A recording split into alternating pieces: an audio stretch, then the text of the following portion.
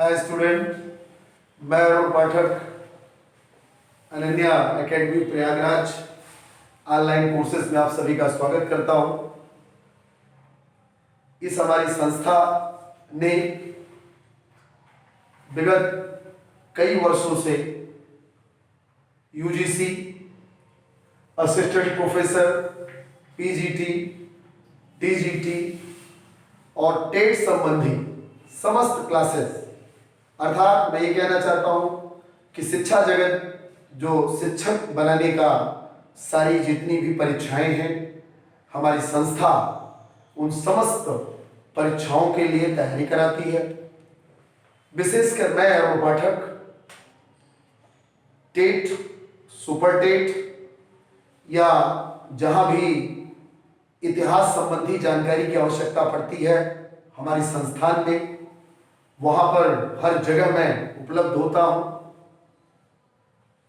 इसके अलावा जो मेरा मेन उद्देश्य है जिसलिए मैं यहां जाना चाहता हूं और आप सभी को मैं अपने बारे में बताना भी चाहता हूं, UGC, assistant professor, PGT, TGT के लिए हम स्पेशली इतिहास को हर लेवल पर पढ़ाते हैं।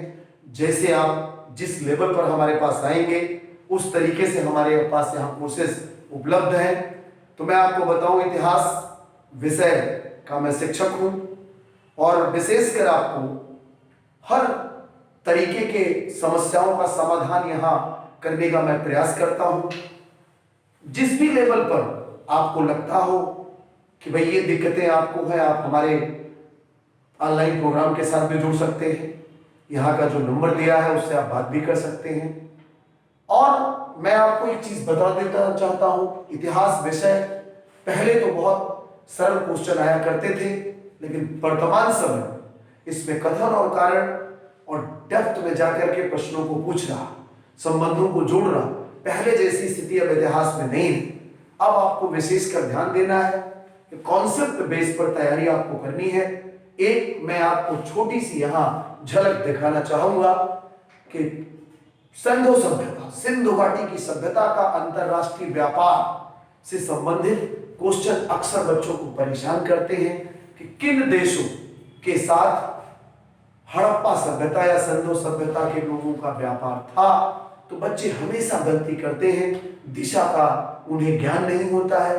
तो मैं आपको बताऊं, जब मैं सिंधु घाटी की सभ्यता बच्चों को पढ़ाता हूं, सिंधु घाटी की सभ्यता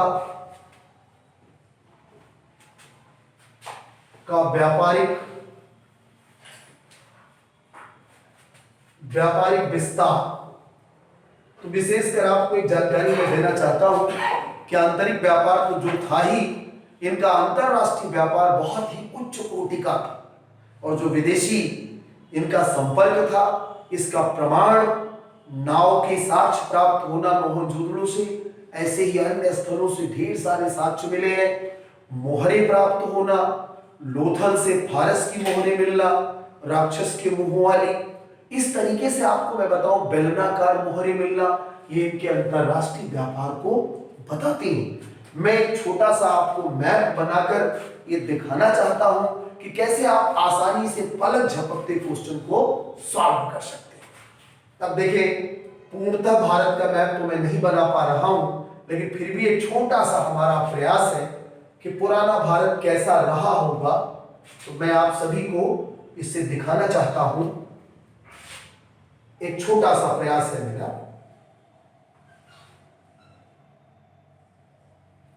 ये पुराना भारत का प्रयास है। ये विंध्य पर्वतमाला यहां अलग करती नजर आती है और जो ये हमारे इंडस वैली का जो जोन है, ये लगभग ये है। और ये जो अंतरराष्ट्रीय इनका व्यापार है कुछ इस तरीके से, यहां मेसोपोटामिया तक पहुंचते हैं। तो मैं आपको दिखाना चाहूंगा कि यह ईरान है, ईरान से भी इनका व्यापार था। इधर मकरान तट है, यहां मेसोपोटामियाई जोन है, मेसोपोटामिया। इधर इनका फारस, इधर अफगानिस्तान, अब आप प्रश्न आसानी से सॉल्व कर सकते हैं, इसका उत्तर खोज सकते हैं आप, क्योंकि किन किन सभ्यताओं के साथ इनका व्यापार था। अरब सागर के माध्यम से इन देशों के साथ इनका व्यापार था, आगे ये और बढ़ गए थे, मिस्र तक ये व्यापार करते थे, इसके भी साक्ष्य मिले। तो प्रश्न क्या आता है, मैं आपको बताऊं जो आपसे गलतियां होती हैं। 4 देशों का नाम दे देता और पूछता है कि कहां से इनका व्यापारिक संबंध नहीं था। अब आप इस इलाके के तरफ को मैप को देख लें, ज्यादातर इधर से कनेक्टेड जितने भी एरिया है इनका व्यापारिक संबंध था। जब भी मध्य एशिया से जुड़ाव की बात आ जाए, ऊपर माने चीन से बात आ जाए, या दक्षिण पूर्व एशिया का कोई देश आ जाए, तो वहां से इनका व्यापारिक संबंध नहीं था। ये तो सिंपल प्रश्न का उत्तर है।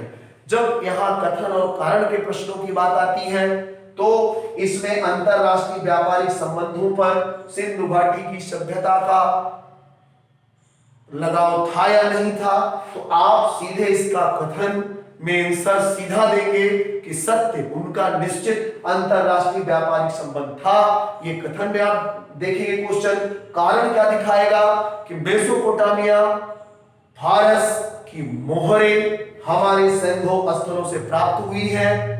जैसे, फिर से मैं वही बात दोहराना चाहता हूं आपको बताने के लिए, जैसे मेसोपोटामिया की बेलनाकार मोहरें, हमारे ये सबसे बड़ा स्थल कहा जाने वाला जो मोहनजोदड़ो है, यहां से प्राप्त हुआ है।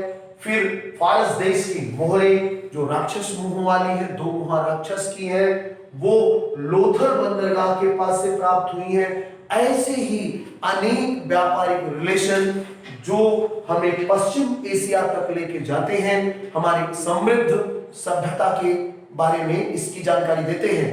तो यह हमारी सिंधु सभ्यता पूर्णतः अंतरराष्ट्रीय व्यापारिक संबंधों पर आधारित थी, इसका यह सीधा प्रमाण है। और मैं आपको बताऊं, एक प्रश्न सिंधु सभ्यता से और गुमराह करता है बच्चों को कि सर्वाधिक जनसंख्या, यहां निवास करने वाली सर्वाधिक जनसंख्या किस वैरायटी के मानव की थी। तो आपको बताऊं, यहां भाई 4 वैरायटी के मानव पाए जाते हैं, एक भूमध्य सागरी, एक अल्पाइन, एक प्रोटोअस्ट्राइड, इसी तरीके से निग्रोटो समुदाय के भी कुछ लोग यहां दिखाई देते हैं। लेकिन सर्वाधिक भूमध्य सागरी, मेडिटेरेनियन जिसे कहते हो, आज वर्तमान भारत में, दक्षिण भारत में इनकी प्रजातियां पाई जाती हैं, भूमध्य सागरी लोगों की। और इसीलिए कुछ एकाध माने इधर बीच विद्वानों ने कुछ और मत दिए हैं कि भूमध्य सागरी लोग भारत में कहां रहते हैं, द्रविड़ क्षेत्र में रहते हैं, दक्षिण भारत में रहते हैं। तो इस कारण सिंधु सभ्यता के मूल निवासी दक्षिण भारत के लोग हैं, जिन्होंने आकर महाराष्ट्र से ऊपर उठते हुए गुजरात की तरफ, गुजरात से सिंध, हरियाणा और आज पाकिस्तान तक फैले हुए थे।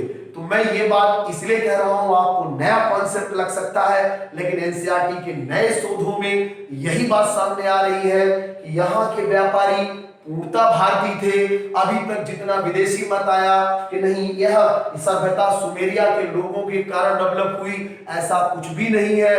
वर्तमान शोध ये दिखाने का प्रयास हो रहा है कि इस जोन से, सरस्वती सभ्यता के जोन से, इसका क्लाइमेक्स सिंधु घाटी की सभ्यता के जोन में दिखता है, अर्थात इसका स्टार्ट भारतीय क्षेत्र में हुआ था और विस्तार पाकिस्तानी क्षेत्र में हुआ। तो इस बात का आप ध्यान रखें। इसी तरीके से हम इसके कई कॉन्सेप्ट आपको अलग अलग बताएंगे। जब आप हमारे साथ हमारे क्लास में जुड़ेंगे, हम आपको बेहतर तरीके से ऐसे नए नए रिसर्च से आपको जोड़ेंगे। यूजीसी या हायर एजुकेशन के प्रश्नों में इसी तरीके का आजकल के प्रश्न जुड़ रहे हैं। इसके अलावा पीजीटी के परीक्षाओं में भी कुछ ऐसे बेहतर क्वेश्चन आ रहे हैं। धन्यवाद।